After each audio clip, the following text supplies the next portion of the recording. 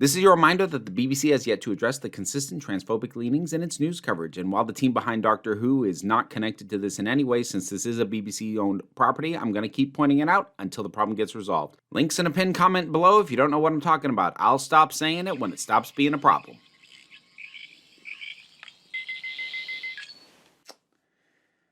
I need to kick this off with something the 12th Doctor said. Never be cruel, never be cowardly, and never ever eat pears. So, we are not going to be focusing today on the cowardly part or the pear thing.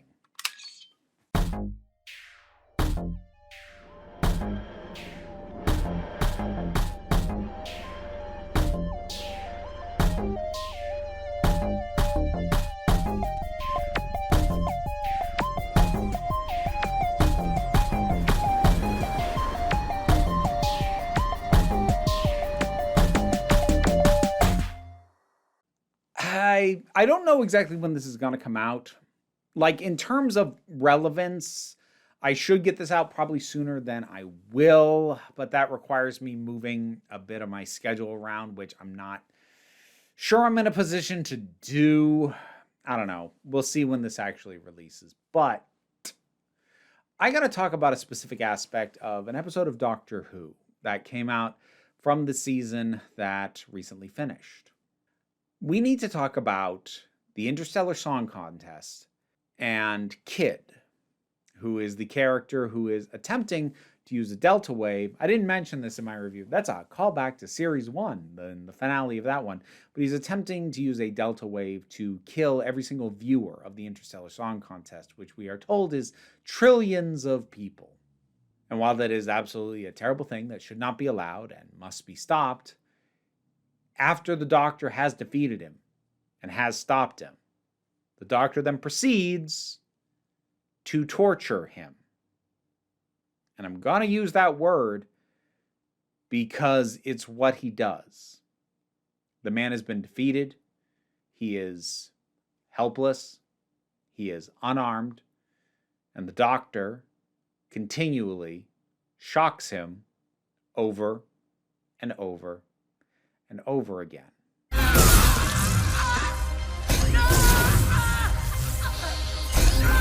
I expressed discomfort with this and the idea of the Doctor being cruel.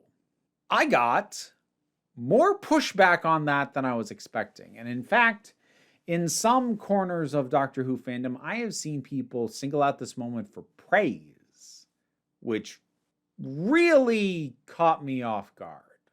And I want to talk about it.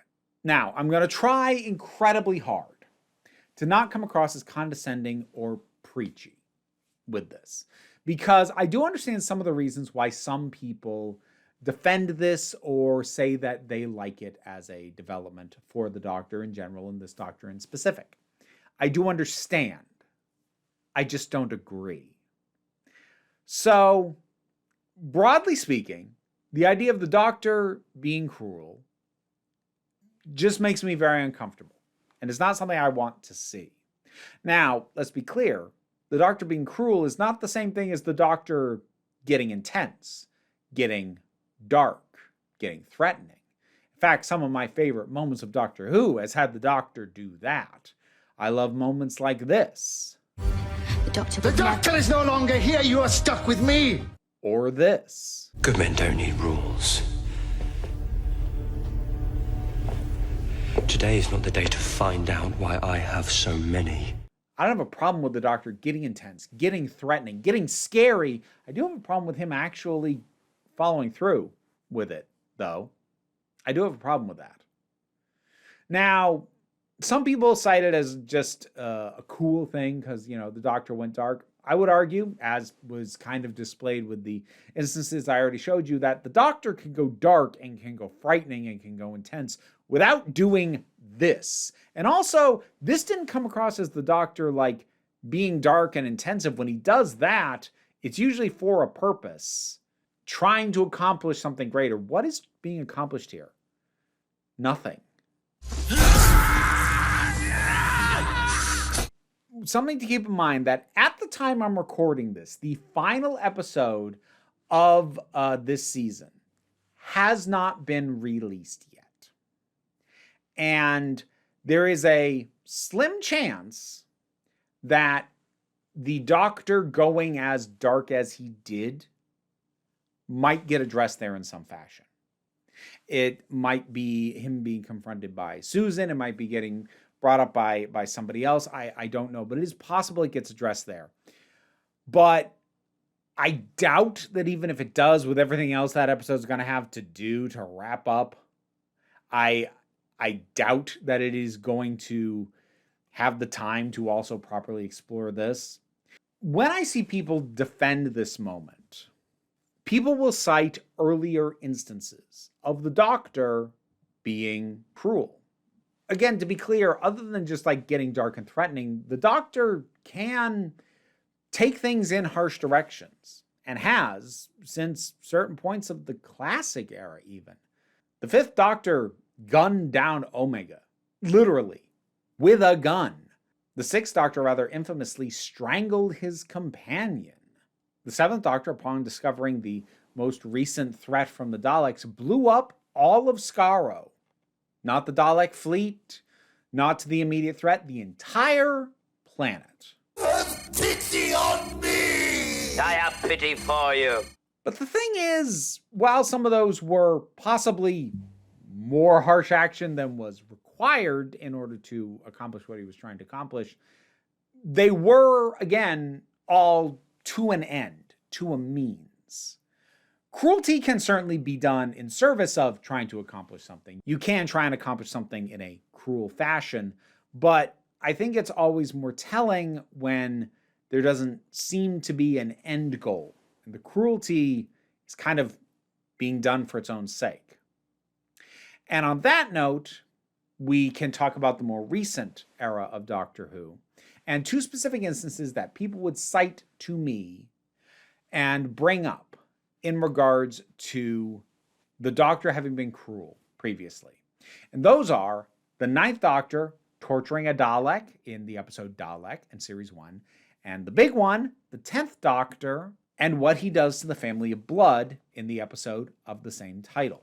Now, I addressed both of these in that review, but I think it's worth going into further detail because people would cite these things as if the fact that the Doctor had done these things before, and to be clear, in both those instances, I do think it is fair to call them cruel, but they don't exist in a vacuum. They exist within a context. And I think to claim that what happened in Interstellar Song Contest is the same as these is to ignore that context. So in Dalek, the Doctor's facing what, so far as he's aware at the time, is the final member of the species that helped wipe out his people. We didn't know the full details of the Time War at this point, and the fact that it was the Doctor who ended them, except also he kind of didn't, because the Doctor kind of made it not so that didn't happen, but actually turned out it had never happened. He just thought it did. It's complicated. Timey-wiminess. Welcome to Doctor Who. But he's facing down his people's mortal enemy. And so far as he knows, the very last one of them. And they are the embodiment of everything that he hates, everything he has fought, and everything he has lost. And in that moment, he tortures it. And this is something he is called out for within the same episode. Within that same episode, the Dalek itself points out, You would make a good Dalek. And then later, when he's pointing a gun at the thing, Rose notes this. It's not the one pointing the gun at me. This is addressed within the exact same episode that this was not okay. And also that it wasn't good for the Doctor. You can see how shaken he is by his own actions. So I think comparing the Ninth Doctor to what went on in Interstellar Song Contest doesn't really track. Some people might draw a comparison between the Rose stopping him and Belinda coming in on the 15th Doctor torturing Kid. First of all, the 9th Doctor was confronted far more directly, being told things like, no, and I can't let you do this by Rose. Whereas by contrast, when Belinda shows up, she says nothing. In and of itself, not a problem. Seeing her seems to snap him out of it and he feels guilt. Except, does he? Because he still threatens Kid again even after this. Now, Belinda does say to him, "You scared me," but that's where we get this line. The death of 3 trillion people triggered me and made me think of my own planet. Now, this one sits badly for a couple reasons. Firstly, using the word triggered this way makes it imply that somebody with PTSD is dangerous, which doesn't lean into the worst aspects of mentally ill people being portrayed as dangerous in media, but it's still leaning in that direction a bit. But more crucially, when we compare this to Dalek, the Daleks were responsible, or at least partially responsible, for what happened to the Time Lords. Kid had nothing to do with it. So whereas before the Doctor was torturing a being that, as far as he was concerned, was directly involved, here the Doctor is torturing someone because it reminds him of a bad thing that happened. Just as a side note, this just kind of reiterates to me why it was such a bad idea for Gallifrey to get destroyed again. I know that's not RTD's fault, Chibnall did that, but now we're literally just repeating beats, except worse. It also doesn't help that Belinda saying "you scared me" is just this one very small moment in a scene where otherwise the two of them seem very chill and are laughing it up. There really is not very much weight given to what happened. For contrast, here's how the end of Dalek plays. Is that the end of it? The time war? I'm the only one left. I win. How about that? There is so much more weight to that than the Interstellar contest even tried to have. There is a very tasty chef on Hinge who's going to think I ghosted him, so... But I'm going to move on from this one because honestly, this one wasn't cited very much. The one cited a lot more was the 10th Doctor one, the Family of Blood. So a reminder, after defeating these people who hunted him across time, the Doctor gives them all unique, bespoke punishments that are ostensibly everlasting. They will always be in the situations he leaves them in. It's unnecessary and it's cruel. Now, there's a couple things about this. The first is, let's be upfront about the fact that that happened a long time ago. So if you were asking me, why were you okay with that then? Well, first of all, I didn't quite have the same sensibilities I have now. And there is a decent chance that if that episode aired for the first time ever today, I probably wouldn't be super cool with that. But there's the bigger and more important thing, which is even now, I'm still okay with what happens in the Family of Blood because of the greater context of the 10th Doctor's story. Because doing too much, going too far, is a recurrent thing with him, and it is a problem, and it is addressed. In this case, not within the same episode, but it is absolutely addressed. Because the 10th Doctor comes in already kind of harsh. No second chances. I'm that sort of a man. And then we see him do things like what he does to the Family of Blood. Like just standing there as the Rachnos and her children drown. He doesn't have to stay and watch, but he does. And in fact, we know from Left Turn, if Donna hadn't told him that's enough and he can stop now, he would have stayed there and watched until he died doing it. The 10th Doctor wasn't okay. He was still suffering the pain that the 9th Doctor had gone through, and he wasn't really coping that well. And all of this culminates in the episode, well, the special, Waters of Mars, where he reaches a point where he decides, you know what? The laws of time are mine, and they will obey me! I'm the only Time Lord left. I get to say what the rules are. I can do what I want. And he starts meddling with time in a way that he himself has said is not okay to do.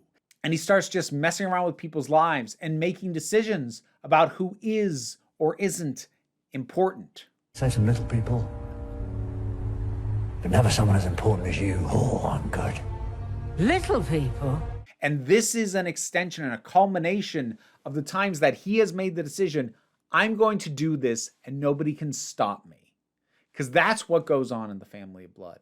And that's what goes on in The Runaway Bride until Donna snaps him out of it. And that's what goes on in Waters of Mars. And in Waters of Mars, he gets confronted with the fact that, no. No one should have that much power. Tough. And in that moment of defiance from Adelaide Brooke, it suddenly hits him what he has been doing. I've gone too far. And this is something that is re-emphasized a couple of specials later with The End of Time Part 2, when he has this conversation with Wilf and owns up to the fact that he'd kind of been in denial about how bad he had gotten.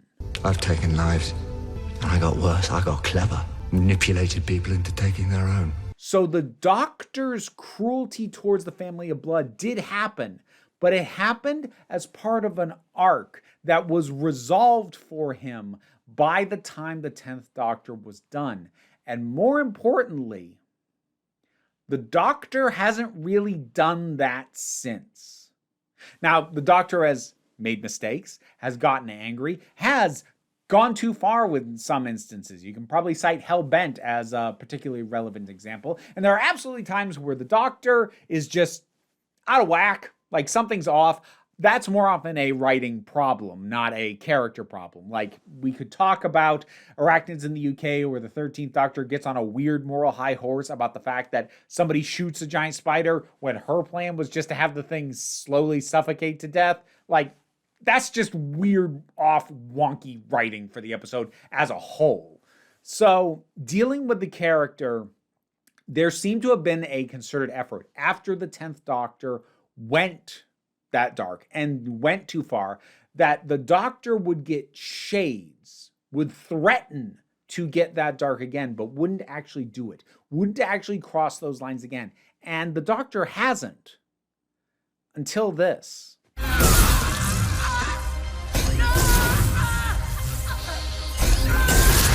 And another reason I'm really uncomfortable with this is it undermines the ending of The Giggle. And I've talked before repeatedly that I really like what happened at the end of that, what happened for the 14th Doctor. I love the idea that at least one incarnation of the Doctor basically gets to retire, just be with friends, and work on getting better. And this moment kind of implies that that work was for nothing. And it didn't work. Because there's a line from Gatwa's Doctor, I'm fine because you fix yourself.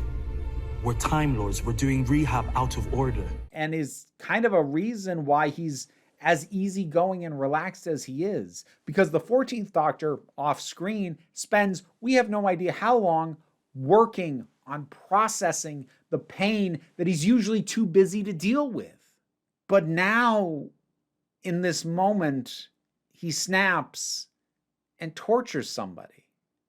And look, I understand backslides happen, but this is a serious stretch of time.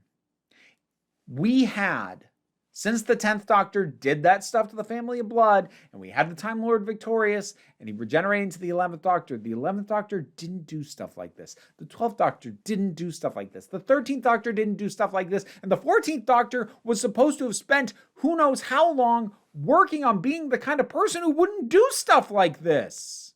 The threats I could deal with. I could deal with him threatening Kid. I didn't super love it, but I could even deal with him threatening to kill Kid. But the fact that he actually went through with the torture. I mentioned this in my review for that episode, and I'll say it again now. My single favorite quote from Doctor Who is from a Big Finish story called The Holy Terror. And that quote is, "It doesn't matter to whom the cruelty is directed. The cruelty itself is wrong." And I believe that, not just for the Doctor, but like in general. I'm not saying cruelty can't be depicted, and I've certainly complained about it narratively. Because like, I went off a fair bit during Chibnall's era about narrative cruelty, the cruelty of the story, where the way the story was constructed felt needlessly cruel. But that didn't mean that the character of the Doctor was cruel. That's not the same thing. And here we're talking about the Doctor. I don't want the Doctor to be cruel. And again, I understand he has been in the past, and he's certainly gone dark even before the 10th Doctor. But again, it was after the 10th Doctor that the show kind of established that's not who he's going to be. I do what I do because it's right, because it's decent, and above all, it's kind. And to backslide him that far feels like a disregarding of, well, almost everybody's work that happened between now in the last time that RTD was running the show. But I'm not going to say that it's like, oh, he's ignoring everybody else's work. He's ignoring his own work because he wrote the giggle. I've never been so happy in my life. I want a doctor who would not do this.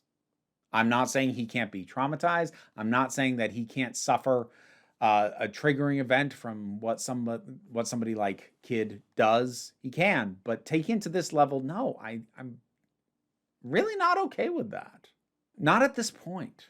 And like, I can even listen to some Seventh Doctor Big Finish stories where you want to talk about a doctor who could get dark. Seventh Doctor is real good for that. Doctor, pity me. Fear me. But again, it was before he crashed out with the Waters of Mars. And I don't even like Waters of Mars that much, but it did wrap up that narrative recurrent thread for that character. And now you're talking about it like, well, he did it back in the Family of Blood, and pretending like that wasn't an aspect of him addressed and tied up. But it was. We saw it. I really didn't like seeing this. And it threw me. Now, I don't want to act like the entire fan base was going, oh yeah, this was fine. No, plenty of people share my sentiments, but I saw way, way more people defend and or praise this than I had expected. And I kind of needed to talk about it. Look, I know I'm biased because Capaldi's my favorite Doctor, but this is what I want. Always try to be nice, but never fail to be kind. That's the Doctor to me. And especially at this point in time, having him roll back on that, it feels like a betrayal of my favorite Doctor. Which, yeah, there's a bias there because Capaldi is my favorite, but that doesn't feel good. So yeah, I kind of had to dig into this a little bit and talk about it. But anyway, what are your thoughts on this? Do you think I'm completely off base, or do you understand where I'm coming from on this? Whatever your thoughts might be polite. Drop something down in the comments. Let's talk about it. Patreon pays the bills and enables me to do this as my living. Even if you can't help me out that way, like, share, subscribe. They help as well. But what I really want you to remember is that you are beautiful, you are valid, and you are loved. And never ever eat pears. I like pears, actually. But in any case, you are the council, and I'm just running the meetings. And until next time, this council is adjourned.